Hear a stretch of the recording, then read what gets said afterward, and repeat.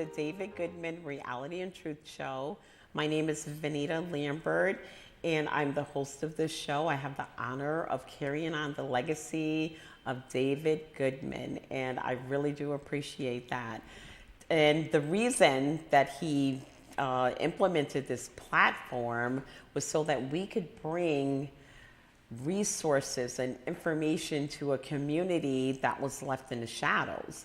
And without the information, you can't take advantage of the benefits. So that gives me great honor to do something like that. And today I have one of my all-time favorite guests, Dr. Immaculate Can, who is a good friend, an NCNW sister. She's a head nurse, and I'm not going to go on because the show is only 28 minutes. And she is also, this year, has been selected as the Juneteenth Grand Marshal to help raise awareness about mental health. Yes. Immaculate, thank you so much for coming on again. I love you. I love you too, my sister. And we are truly sisters in so many ways.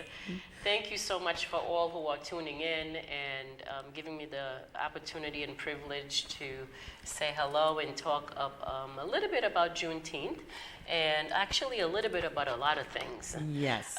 So again, as my sister Vanita said, my name is Dr. Immaculate Can. I have a doctorate degree in nursing practice, and I'm the Chief Nursing Officer for Silver Hill Hospital. And it's just such an honor for Juneteenth to select me to be the Grand Marshal for 2024. And I'm going to make sure that I also honor our 15 parade marshals. And prior to being a Grand Marshal last year, I was a parade marshal. So it really is a tremendous honor when you are selected to serve your community in that particular capacity. And we really do appreciate, especially this subject and raising awareness about mental health in our community, because it's just so important. And there's a certain stigma in our community when it comes to getting help. And, you know, as far as I'm concerned, I'm a Medicare insurance agent. When you have a toothache, you go to a dentist. Mm-hmm.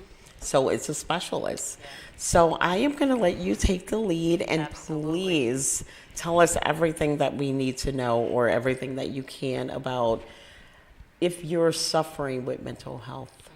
Mm-hmm. What's the first thing to do if you're alone and you feel like there's just no way out? Mm-hmm. And I felt like this. I think we all have, been cornered with your back against the wall. What are some of the first, self-help tools that we can do for ourselves, like count to 10, breathe, or what do you recommend? Absolutely. Well, counting to 10 is very important, and for you to have skills to make sure that you are staying in the here and now. But if you don't have family members or friends that you can call, mm-hmm. One number that we all know is 411. Okay. And 411 is a great place, that can connect you to appropriate areas within the community, to get help. In addition to stigma, a huge problem that we have is lack of access to treatment, that our communities, have, that we're experiencing within not all communities, especially the minority community. So mental health is an illness that will affect anyone, regardless of your economic status, regardless of the color of your skin, where you're from, etc. It can strike anyone. But the stigma, I think, really keeps people from talking about it. So my job as the Grand Marshal for Juneteenth for 2024, I selected mental health because that's my area of expertise. I have been working in mental health for approximately 30 years. I'm board certified in mental health psych nursing, and it's a it's a subject matter that's dear to my heart because I have seen so many people die because of mental health and mental illness, because they didn't know what to do, they didn't have the support system in place. Exactly. So there are several things that I'm going to be doing the 2024, in addition to doing a lot of fun work for Juneteenth. She is a hard worker. She does so much work in the community. And we're going to talk and about we that. love it. We're going to talk about all the hats that I wear. Oh my God. Literally hats. Literally hats. So, so to strike a conversation, as we're talking about hats, to strike a conversation about mental health, what I've chosen to do is wear a hat in every Juneteenth event that I will be going to. So today, I just brought a few of my hats with me. And this hat over here is that was the first hat that I purchased.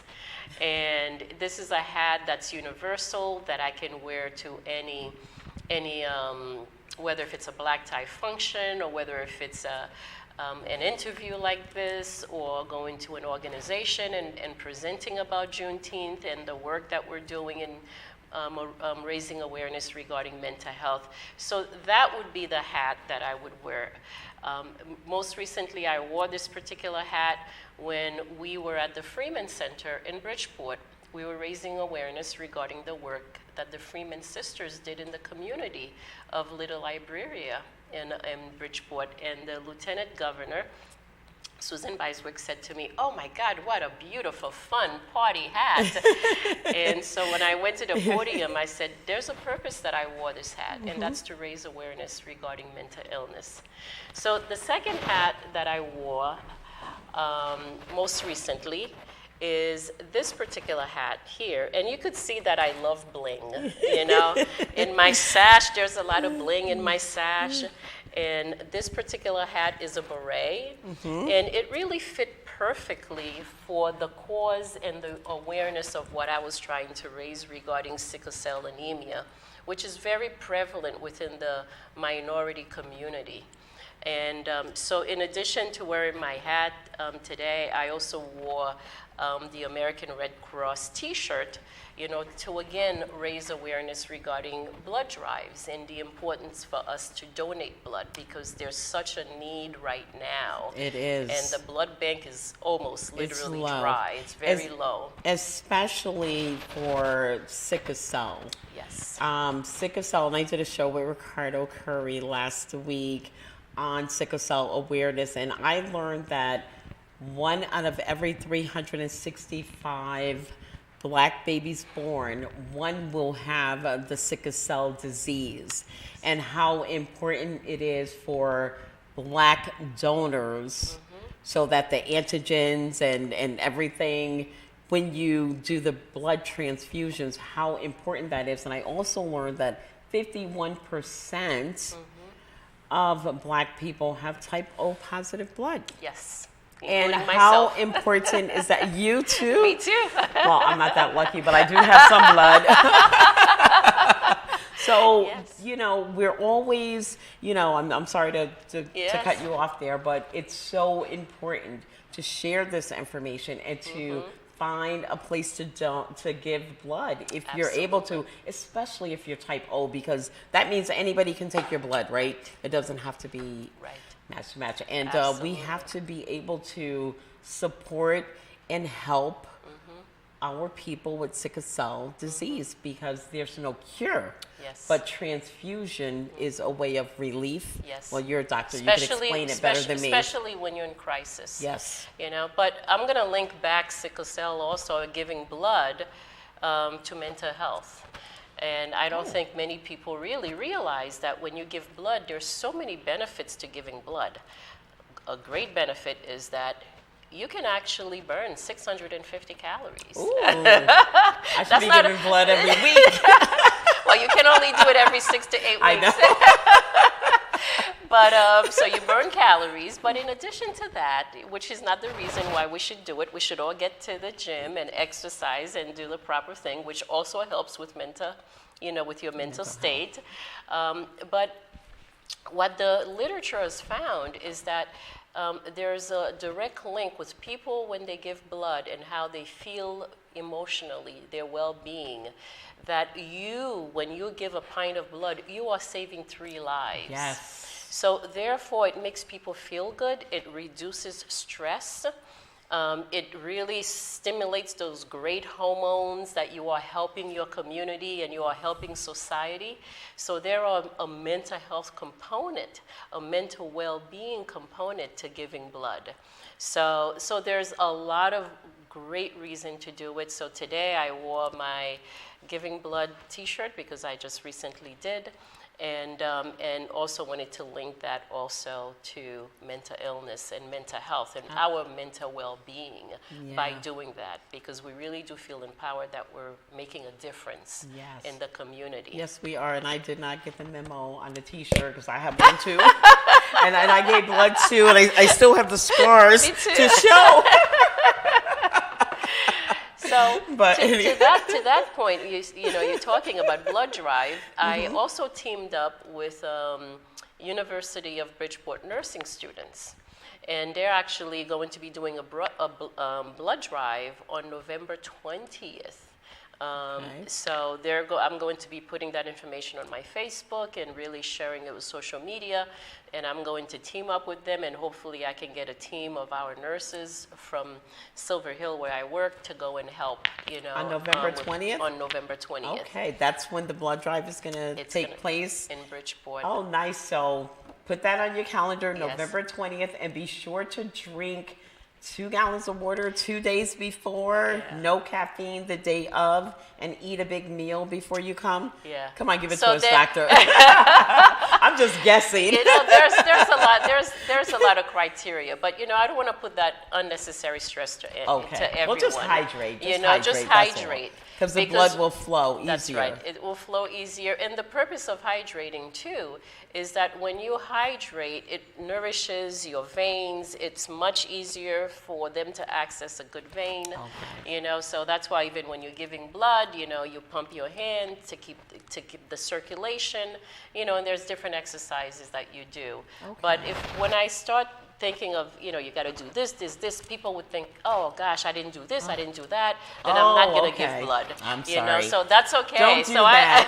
The reason I mentioned it is because I did not do those things. Yes. And they had a hard time getting blood out of my arms. They had to go into both of them 3 different times. So I don't want anybody else to have to go through that. If you just hydrate. Hydrate is the key. And drinking water is good in so many different levels also. But drinking water really helps hydrate your veins, and it really helps pop, have a nice pop. So that way there's no difficulty, having access to your veins. I'll leave the medical terms up to you. Oh, no problem. Okay. And I'll talk about my very first hat, actually, that I wore. This is the very first one that I purchased, but this is the first one that I wore. And this particular hat I wore when I was being installed or honored or having the ceremony, the introduction, has the Juneteenth Grand Marshal. I'll take my cup and put it here, so that way the hat is the only one that's there. But I got so many compliments with this hat. This actually looks like a Kentucky Derby hat also. I love it. Is that the front? That is the front. Oh my goodness! I wonder how I would look with that. Let me try that try on. Let's try it. Try that on. Yes. I'm already on the camera. Oh, let's lose the glasses. Look. Oh. No. You can't see it because our backdrop is green. That's okay. We'll just put it back. Yeah, but look at that. Look at you, my sister. Ooh. That's me. You go, girl. Yes, absolutely. I love it. It's beautiful. It is gorgeous. and I have a fascinator that I bought that I didn't bring with me. But again, the idea is for us to have a conversation, because when people will say to me, "Oh, I love your hat," this is really an opportunity for us to have a discussion of why I'm wearing green hat. So green is the color for mental health, and it really spark an opportunity for me to do a little bit of education, regarding the work that I'm doing, outreach, so being a champion and uniting our community to come together to take this seriously, because it really is a serious Please. matter. And going to different events and giving talks, about mental health and talking about different events. I'm organizing for the month of May is Mental Health Awareness Month. Okay. And I am organizing with different community hospitals and community centers, and it would be a day for everyone to come together so that people within the community know what access they have to healthcare. And one goal that I have, and I'm hoping that if I'm able to really have enough funds, is to really is to charter a bus and have a lot of our youth go up to the state capitol to have an opportunity for them to speak directly to their legislators regarding the importance of this subject matter and the importance for our legislators to take this seriously, because when you look at the statistics most recently, our youth are really impacted by suicide, mental illness. With COVID that we were getting through, we found that there's really a lot of residual effects of COVID, and part of it is also mental illness and mental well-being that people are suffering from. And, loss of friends through gun violence. Yes. You always see they have mental health counselors coming into the schools. Yes. So Yeah. it affects our children, and children are our future. So we have to take care of them. We do. We have to take And care it of them. really is up to each one of us, to making sure that we are doing that. It is not something that there's a cure for, but there's treatment. There's treatment, and there's things that we could do to help prevent a life from being lost.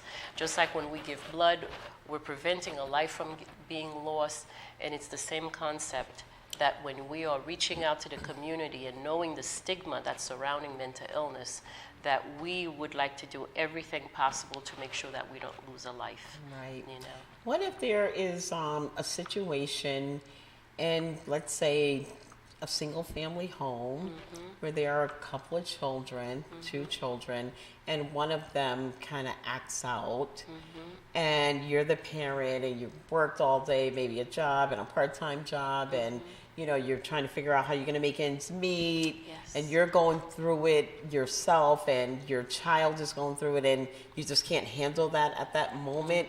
There's a lot of that going on. Oh, absolutely. And maybe not in that certain situation, but I'm sure something similar, even in homes where there's plentiful.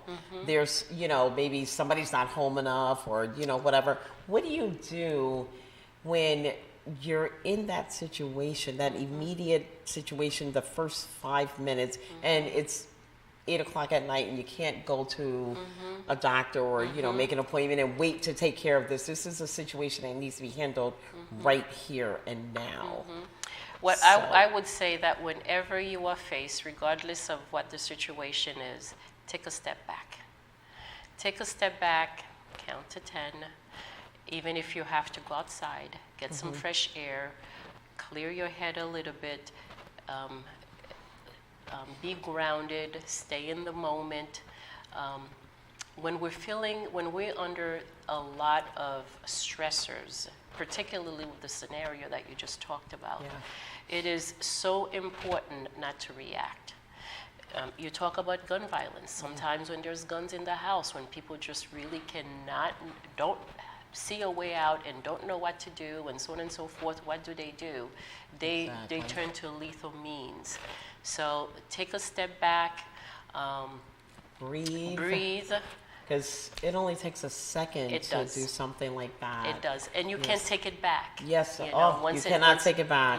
Yes. So once it happens, you cannot take it back. You definitely can't. So. And there's a few other things that I do want to talk about Yes. regarding my role as, you know, Please as the do. Like Juneteenth, this you know, Juneteenth Grand calendar. Marshal. So, you know, number one, I want to say in terms of our history as African Americans, we are all connected. Regardless of where you're from, we're black, we're all connected. I am in 32 years within Fairfield County, I am the first Haitian American Grand Marshal. So I am so tremendously proud to being and you look at our history is so tied together that Haiti gained their freedom in 1804, and that's what Juneteenth is all about. It really is highlighting our freedom in 1865 here in the United States. You know, Haiti gained their freedom through revolution in 1804. And I think that was an inspiration, you know, for others. And we're talking about mental health. There was a lot of people, you know, that were enslaved. Oh, yeah. And imagine you know, mentally how they were feeling back then and what they were experiencing regarding their mental health, which was, I can't imagine. Unthinkable. I can't either. Absolutely. With what, and still, you know, what they even facing today, you know, based on the history that we've experienced as African Americans. So Haiti gained their freedom in 1804, but based on, they revolted, they kicked the French out, and then they gained their freedom. And I think that was an inspiration, you know, mentally an inspiration for other blacks to say, wow, if they can do it, we can too. And we did it here, not through revolt, but we did it here in 1865 here in America, and gain our freedom.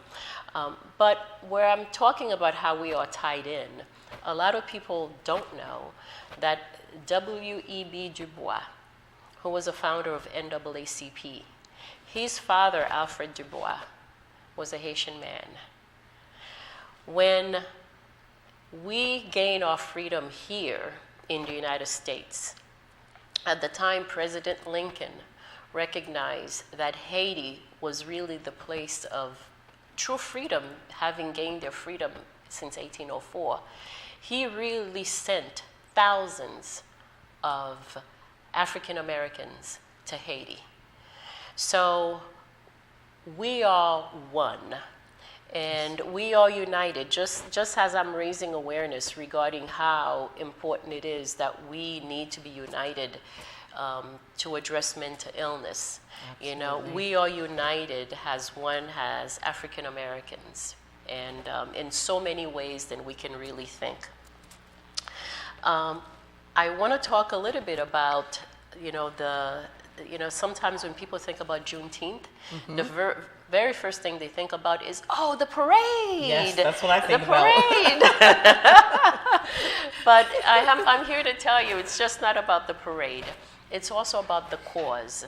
You know, me sitting here talking about our history, talking about what we're doing to raise awareness regarding different causes.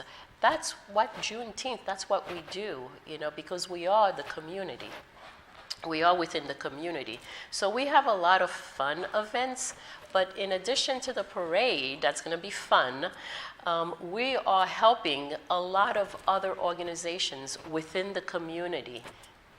You know, one was giving blood, raising awareness about sickle cell, etc. We do co-drives. We are raising awareness regarding Black small business. We are doing a lot of activities from celebrating Martin Luther King service, voter registration drive, working with the youth.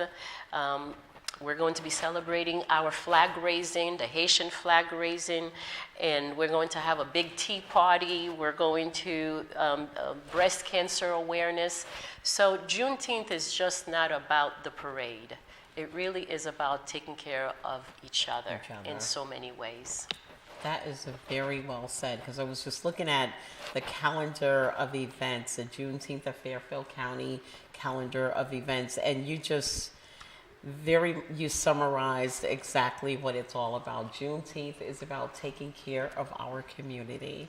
Yes, it is. And we are so blessed to have someone so experienced